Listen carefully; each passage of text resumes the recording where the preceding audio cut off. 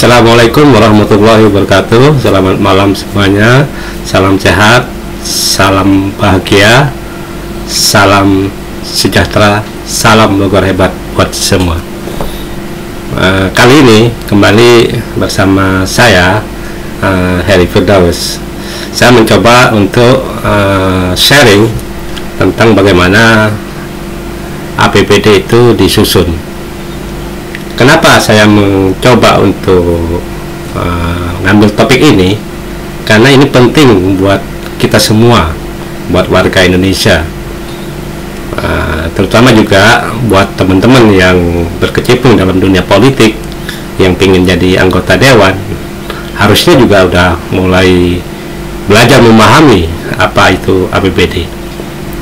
Saya sendiri sebenarnya bukan pembuat atau penyusun APBD, karena saya bukan pejabat, bukan anggota dewan, maka saya tidak punya hak otoritas untuk menyusun. Karena yang punya hak atau otoritas untuk menyusun adalah anggota dewan bersama kepala daerah.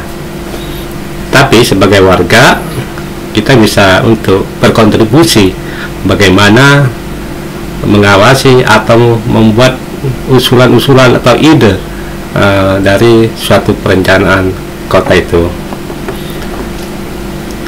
Oke, kita bahas APBD. Kita mulai dari apa nih ya? Dari definisi. Definisi itu lumrah lah, biasalah apa itu APBD. APBD ya rencana keuangan tahunan pemerintah daerah yang disetujui oleh DPRD. APBD itu ditetapkan dengan peraturan daerah. Ingat, APBD harus ditetapkan dengan peraturan daerah karena ada persetujuan, ada kesepakatan antara kepala daerah dengan DPRD. Dan APBD ini masanya satu tahun anggaran, yaitu 1 Januari sampai 31 Desember. Apa sih fungsi APBD? Di beberapa catatan buku atau kita bisa googling lah fungsi APBD itu, diantaranya sih dia berfungsi sebagai otorisasi. Artinya otorisasi itu dasar pejabat itu untuk melaksanakan pendapatan yang dia kolek untuk dibelanjakan. 2, sebagai fungsi perencanaan yang merencanakan keseluruhan bagaimana pembangunan suatu wilayah. Fungsi pengawasan, artinya ketika APBD tersusun, kita bisa mengawasi pelaksanaan APBD itu berdasarkan dari angka-angka yang sudah ditetapkan di APBD itu. Kita tinggal cek, oh APBD-nya sekian, pelaksananya gimana? Itu kan bisa di-compare. 4, fungsi alokasi.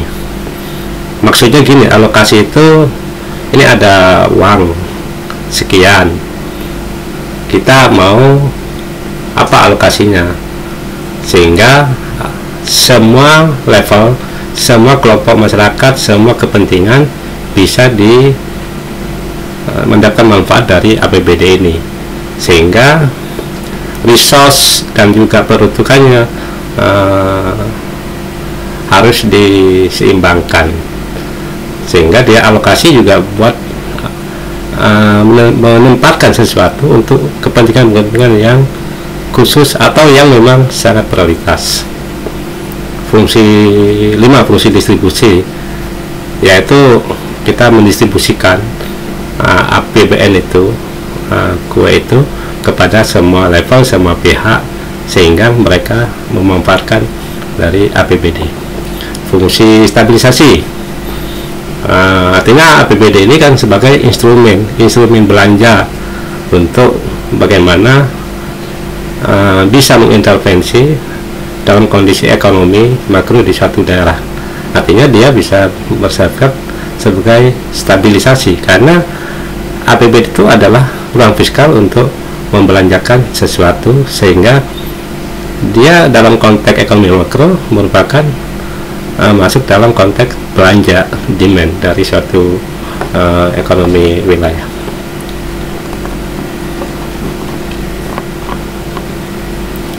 apa sih penyusunan APBD itu? Dasarnya selain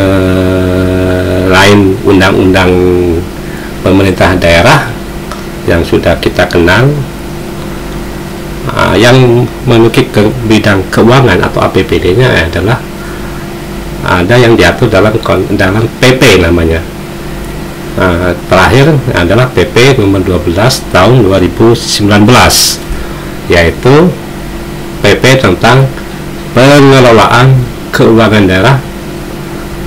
Jadi di PP itu diatur sebagaimana rupa bagaimana pengelolaan keuangan daerah yang diterjemahkan dalam konteks biasanya di daerah dengan APBD itu. Tapi yang lebih detail, daerah itu menunggu atau berbasiskan atau berpedoman pada biasanya Permendagri, Peraturan Menteri Dalam Negeri, tentang pedoman penyusunan APBD. Permendagri ini setiap tahun diterbitkan karena memang dia untuk mengguidance penyusunan APBD di daerah. Dan yang karena kita ketahui pemerintah daerah itu adalah bagian dari di bawah kendali atau di bawah koordinasi dari Kementerian Dalam Negeri. Untuk APBD 2023, Permendagri-nya adalah Permendagri nomor 84 tahun 2022 tentang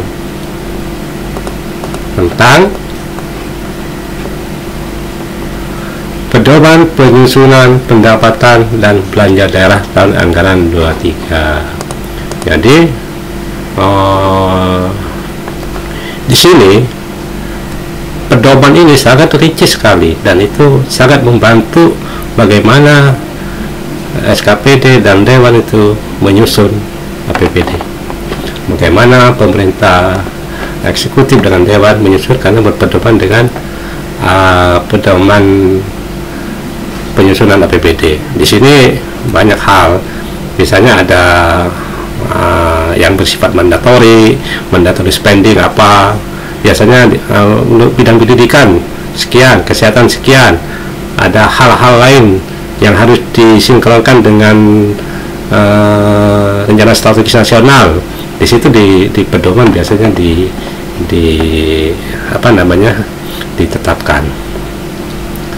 Secara umum sebelum masuk ke situ, dalam konteks perencanaan dan penganggaran keuangan daerah itu berbasisnya begini, bagaimana APBD sampai muncul, sampai terjadi, sampai jadi perda. Dari awal kan ada RPJPD, habis itu RPJMD, RKPD, KUA PPAS, RKA, SKPPD, APBD. Nah, ini yang paling penting di sini nih juga. RKPD itu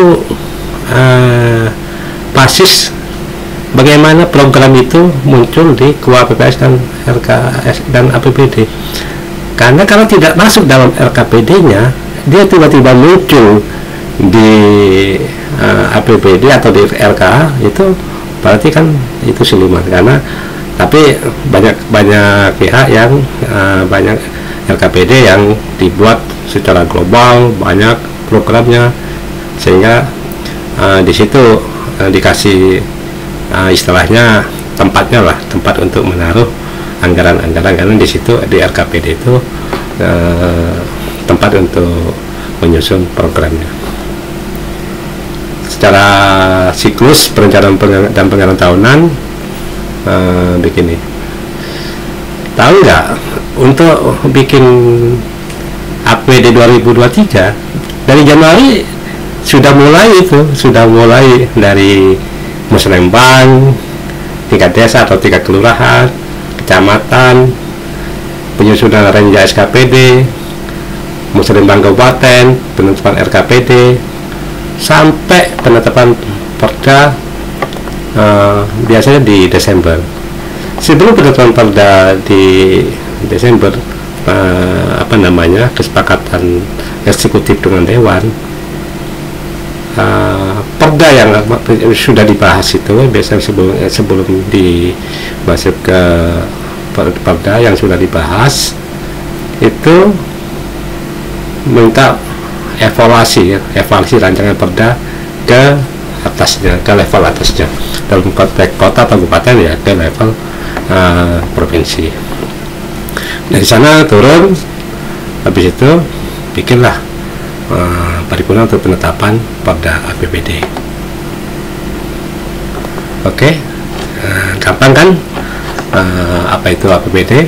Jadi teman-teman yang berminat menjadi calon legislatif atau nanti dalam konteks pemilu 2024 ini mencoba keberuntungan bertarung di pemilu legislatif, sehingga harus menyiapkan diri, harus paham juga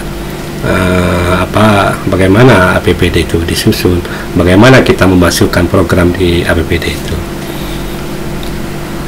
Secara struktur APBD itu isi APBD itu, atau di bahasa ininya struktur APBD lah, ada 3 komponen utama.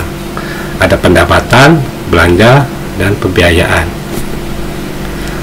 Pendapatan itu ada pendapatan asli daerah, pendapatan transfer, dan lain-lain pendapatan daerah yang sah. Apa sih pendapatan asli daerah? Pendapatan asli daerah adalah pendapatan yang dikolek langsung oleh pemerintah daerah di wilayahnya, misalnya pajak daerah, retribusi daerah, hasil pengeluaran kekayaan daerah yang dipisahkan, misalnya di kekayaan yang dipisahkan kayak BUMD atau sewa macam-macam dan lain-lain PAD yang sah. 2, pendapatan di APBD itu, kedua itu pendapatan transfer. Pendapatan transfer itu ada yang dari pusat, ada yang dari daerah, antar daerah. Jadi transfer pemerintah pusat dan transfer antar daerah. Kenapa ada transfer dari pemerintah pusat? Ya memang kan selama ini banyak kekayaan atau penghasilan negara itu kan ditarik, banyak yang ditarik ke pusat, kecuali yang pendapatan asli daerah. Pendapatan lain kayak pajak orang, badan, PPh 21, PPh 29, PPN itu kan ditarik ke pusat. Habis itu pasti kan dikumpulin, didistribusikan lagi kan sebagian untuk dalam konteks penyeimbangan pembangunan.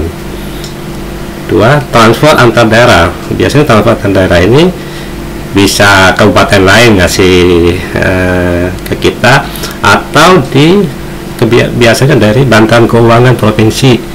Bantuan Keuangan Provinsi itu misalnya kita di Bogor ya dari Jawa Barat, karena provinsi juga mendapatkan alokasi APBD provinsi, dia nggak punya wilayah, dia akan mentransfer itu sebagian APBD-nya ke kabupaten-kabupaten yang ada di wilayahnya.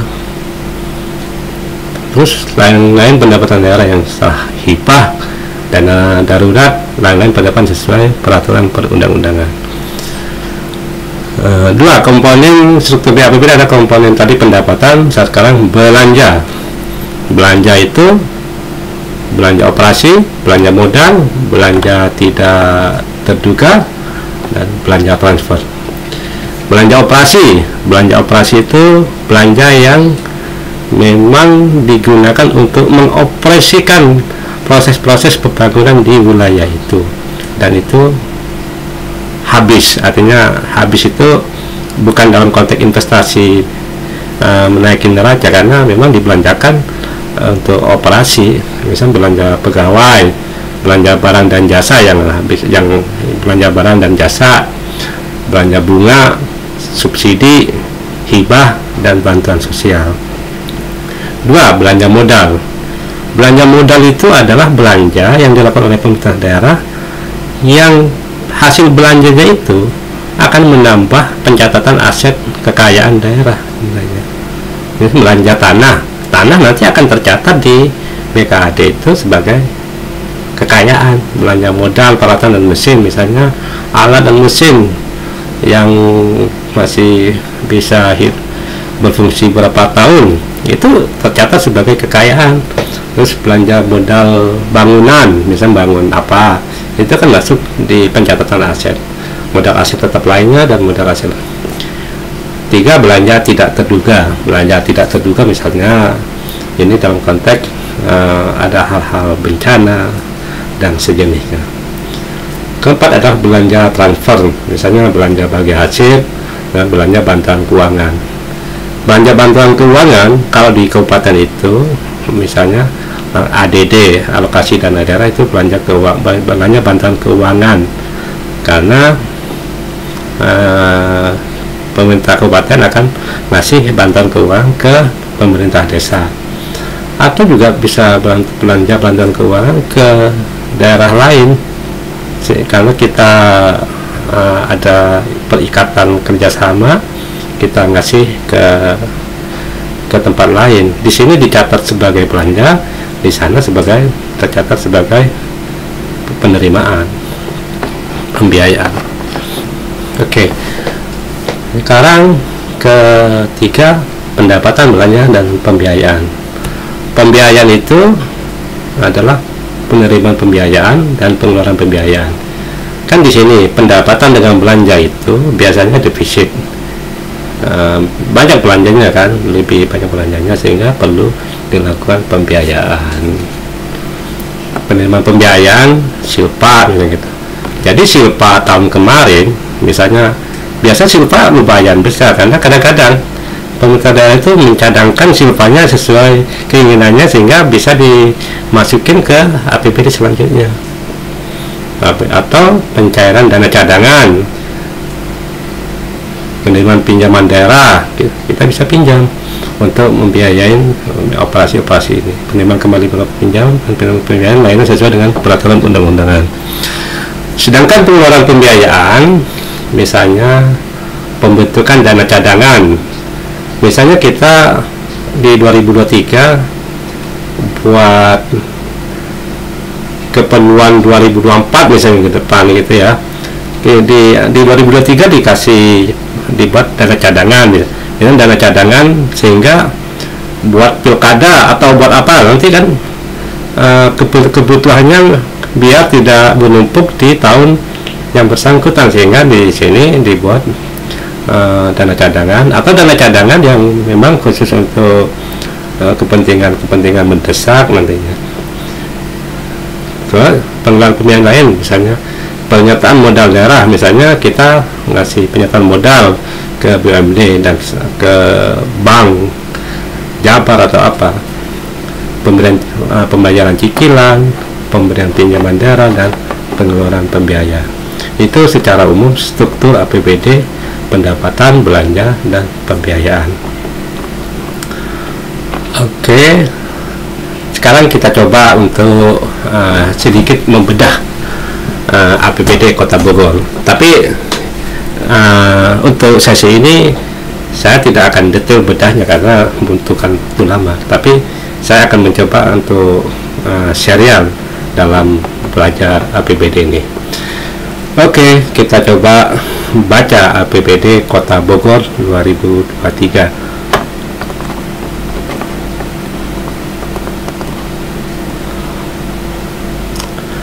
Sebelum mencakup APBD 2023, saya akan kasih ilustrasi dulu ya. Kasih ini. APBD 2003 sesuai dengan Perda tadi ditetapkan sebesar 3.614.614.193.806 rupiah. Nah, kalau kita lihat 5 tahun terakhir, APBD itu selalu ada kenaikan, pastinya ada kenaikan dari 2019 sampai 2023. Coba lihat trennya. Yang merah ini adalah APBD murni, yang hijau adalah APBD perubahan. APBD perubahan. Misalnya 2019 masih 26, tapi perubahannya udah 288. Kenapa demikian? Kenapa APBD bisa berubah dalam tengah jalan? Bisa saja karena ada sesuatu hal yang mendesak, atau ada pelampauan pendapatan yang melebihi target sehingga dia merubah lagi kegiatan-kegiatan penambahan karena ada penambahan pendapatan atau penambahan transfer baru atau apa, sehingga masukin di perubahan. Tapi coba kita lihat, memang APBD itu akan selalu naik, dan di perubahan cenderung ada kenaikan di APBD perubahan dari apa yang disusun di murni itu, kecuali tahun 2020. Dari 20 masa pandemi, misalnya di sini ininya 2,7 triliun, di perubahannya 2,88. Kenapa? Mungkin waktu itu bisa saja pemasukan berkurang, atau memang tidak bisa melakukan aktivitas-aktivitas karena terhambat pandemi itu. Mau bikin proyek yang bersifat massal nggak bisa. Tapi setidaknya memang harusnya dalam konteks ekonomi daerah terjadi resesi kayak pandemi atau kesulitan, instrumen APBD itu penting untuk belanja. Artinya harusnya memang dinaikin belanjanya, tapi belanja-belanja yang langsung ke masyarakat, misalnya untuk sembako, untuk bantuan tunai, dan sebagainya. Yang menarik adalah APBD di 2022. Pada murninya itu ditetapkan 2,5 triliun. Tapi setelah di perubahan, melonjaknya, naiknya sangat tinggi sekali, sampai 500 miliar kenaikannya dibanding APBD murninya. Berarti sangat apa ya, pasti saya belum detail alasannya apa, tapi ini adalah satu hal yang bisa positif, bisa tanda tanya gitu. Tapi secara keseluruhan kenaikan APBD di perubahan meningkat itu bagus memang. Tapi seperti kita ketahui 2022 itu ada perubahan, misalnya biaya balik nama yang dulu diambil langsung provinsi, langsung dikelola oleh pemerintah kota kabupaten, sehingga pendapatan daerahnya bisa naik secara signifikan, sehingga bisa menaikkan. Oke, untuk 2023 APBD sudah dipatok 3 triliun 171 miliar 614 juta 163.806.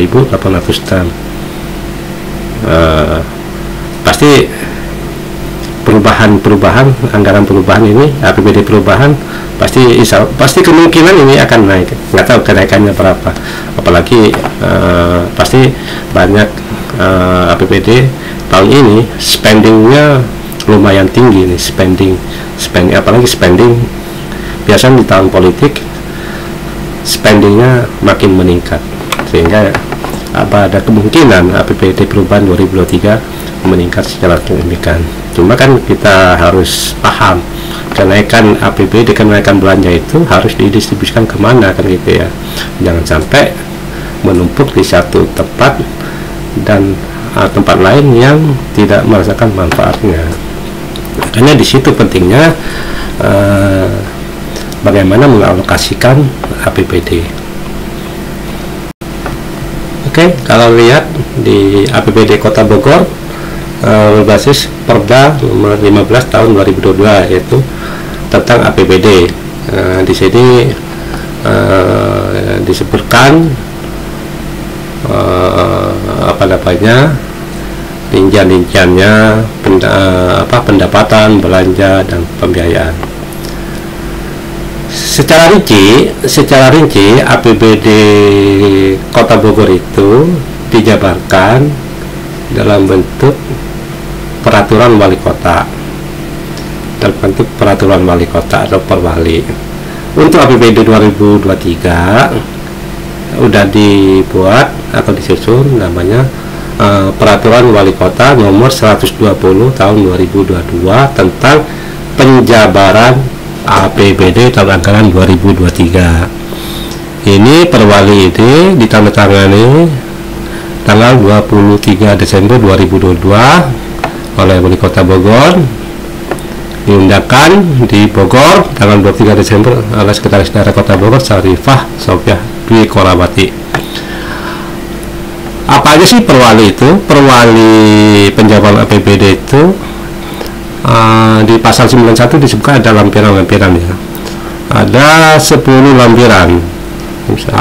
Lampiran 1, ringkasan penjabaran APBD yang diklasifikasi menurut kelompok, jenis objek, rincian, objek pendapatan, belanja dan pembiayaan. Lampiran 2, penjabaran APBD menurut urusan.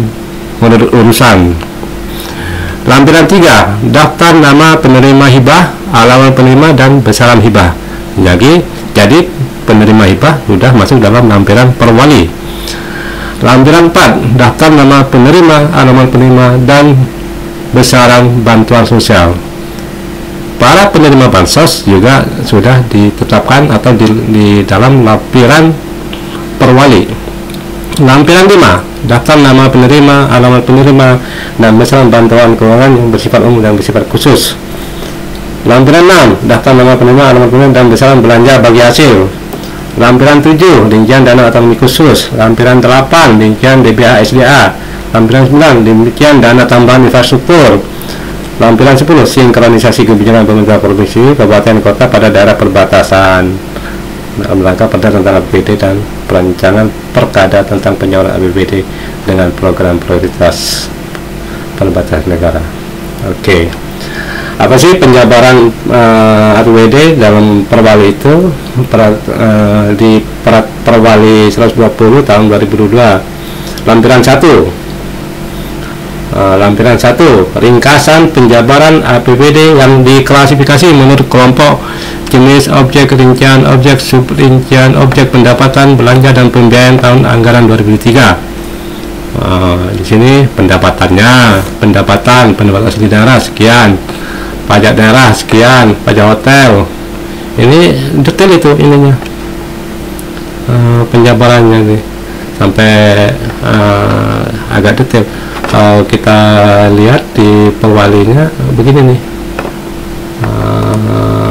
misalnya biar kita cek perwalinya.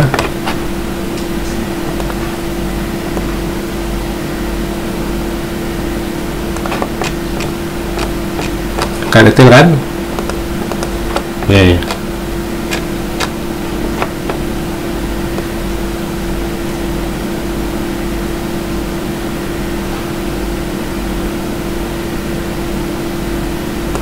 Oh, nih detail. Sangat detail nih perwali. Nanti bisa dibaca sendiri ya di ini. Oke, kita lanjut. Lampiran 2. Lampiran 2 di perwali itu adalah penjabaran APBD menurut urusan pemerintah daerah, organisasi, program, kegiatan, subkegiatan, kelompok, jenis objek, rincian objek, subrincian objek, pendapatan, belanja dan pembiayaan.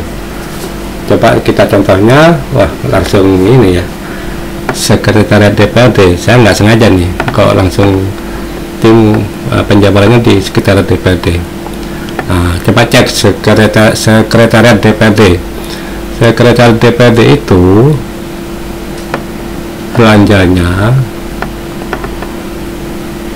131.431.366.587 rupiah. Lumayan juga ya, 135 miliar. Apa aja sih?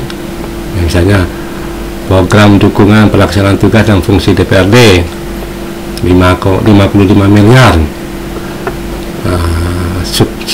Programnya pembentukan perda 9 miliar. Pembentukan perda DPRD dikasih duit 9,6 miliar. nggak tahu ada berapa perda yang akan dihasilkan tahun ini. Oke. Ini secara ini ya, nanti detailnya banyak. Kalau mau detailnya di sini bisa dilihat sih, secara detail itu. Coba DPRD.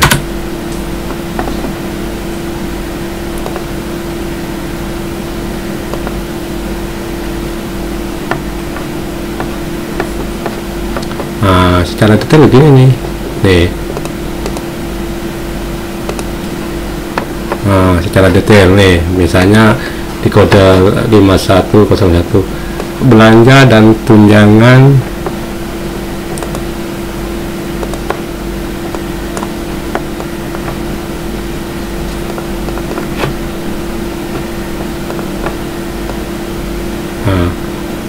belanja, gaji dan tunjangan DPRD besarnya berapa?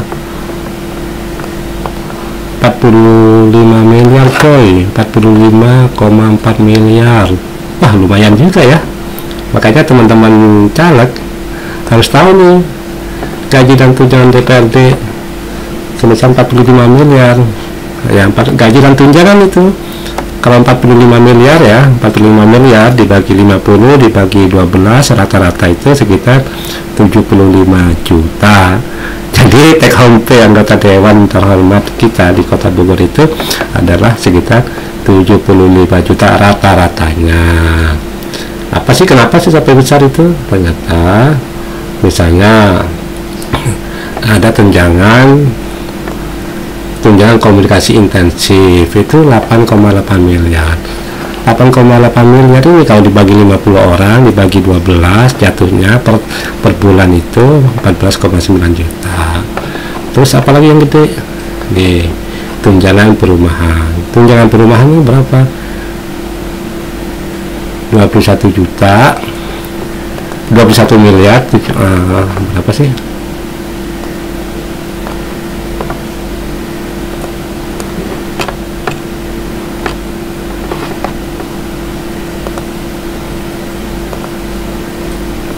Uh, 21 tunjangan perumahan itu 21,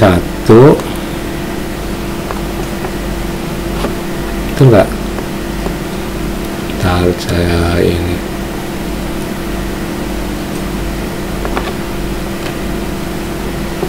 tunjangan perumahan 21 itu kan tunjangan perumahan nih.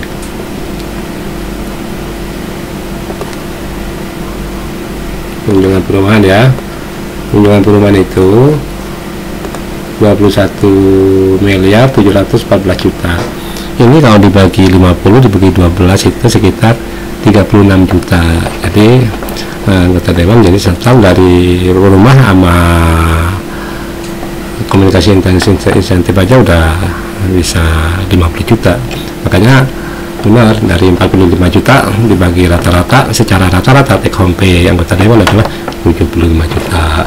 Oke ya, tapi itu ini rezeki kita maklumi karena dewan itu bekerja untuk rakyat dan dia harus apa yang dia dapatkan juga harus dia baktikan untuk masyarakat Kota Bogor karena dia adalah orang yang spesial untuk kita semua. Oke, lampiran 3 itu apa? Lampiran 3 itu lampiran 3 misalnya penjabaran APBD di lampiran 3 itu ada daftar nama calon penerima dan besaran alokasi hibah. Nah, ini nih coba cek ya. Ini alokasi hibah untuk APBD mode 2003. Ini yayasan ini Yayasan Nurani 75 juta, Nurul Hasanah Tauhid 35, Nurul Huda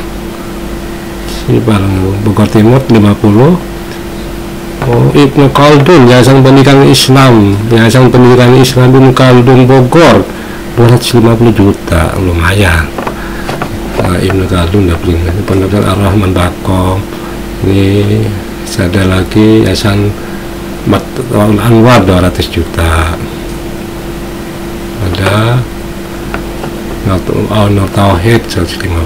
Oke ya, ini Untuk yang yayasan ada juga ke organisasi nih, Kaukus Perempuan Politik Indonesia 150 juta, FKPPI 100 juta, Polmas. Ada juga hibah dalam rangka koordinasi misalnya dengan daerah lain, dengan yang lain, misalnya dengan instansi lain, kita bisa ngasih hibah misalnya dengan Polresta, Kodim, Indikator Kemenat, kita bisa ngasih hibah. Jadi total hibah 2023 untuk anggaran murni adalah sebesar 122 miliar. Oke, itu hibah. Terus ini bansos, penjabaran untuk lampiran 4 itu adalah yang penerima bansos. Penerima bansos ini langsung 6 orang. Biasanya ini biasanya LTLH nih 11 juta. Ini banyak ini di Perwali ada semua. Oke. Ini lampiran 5. Ini bantuan keuangan yang bersifat umum. Oh, ternyata bantuan keuangan yang tadi ada 1,8 miliar itu bantuan keuangan ke Kabupaten Bogor. Analisis perencanaan bantuan keuangan ke Kabupaten Bogor. Kenapa Kabupaten Bogor? Kemungkinan ini ada kerjasama atau apa sehingga Kota Bogor ngasih transfer ke sana. Oke. Terus lampiran 6 bagi hasil nggak ada.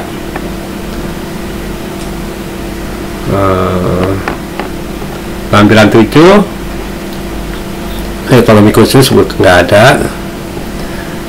Lampiran 8 DBH Rinjan DBH SDA, DBH sumber daya alam minyak bumi. Kita dapat Kota Bogor tuh masih dapat jatah 6.248 bagi hasilnya. 9 tambahan infrastruktur nggak dapat tahun ini. Sinkronisasi perbatasan nggak dapat. Oke. Itu sekedar penjabaran dari saya untuk belajar bersama tentang APBD Kota Bogor. Terima kasih kepada pemerintah Kota Bogor yang telah mencoba untuk melakukan upaya transformasi publik, karena saya Perda Perwali itu download di website Kota Bogor ID di subdomain transparansi. Ini penting bagi pemerintah daerah untuk melakukan upaya-upaya transparansi, dan ini harus diikuti oleh daerah-daerah lain. Karena saya coba cari APBD Perda APBD 2023 atau peraturan bupatinya di wilayah sebelah, saya cek, saya cari-cari belum ketemu, dan beberapa tahun kemudian sebelumnya juga susah untuk aksesnya, terutama di perkadanya, peraturan kepala daerahnya, rinciannya. Oke, terima kasih Pak Wali Kota, Pak Wakil, Bu Sekda yang telah melakukan upaya transparansi publik. Terima kasih teman-teman, sahabat-sahabat semua. Ini sekedar sharing. Disclaimer, saya bukan ahlinya, bukan anggota dewan, bukan pejabat yang membuat, tapi saya akan hanya mencoba untuk sharing bagaimana mempelajari atau memahami APBD, karena ini penting buat teman-teman kita, teman-teman yang aktif di politik, aktif kemasyarakatan, dan yang mengadvokasi kebijakan dan sebagainya. Terima kasih. Sampai ketemu di episode selanjutnya, karena saya akan berlanjut akan membahas lebih detail lagi. Mungkin video-video selanjutnya saya akan membahas bagaimana kesehatan APBD, terus membahas rincian penggunaan APBD per SKPD dan sebagainya. Terima kasih. Mohon maaf apabila apa yang saya sampaikan keliru, mohon dikoreksi. Tapi saya mencoba untuk hanya mencoba untuk berbagi. Kalau saya salah ya salahkan aja, tapi saya akan memperbaiki apa yang saya sampaikan, presentasikan. Terima kasih. Assalamualaikum warahmatullahi wabarakatuh.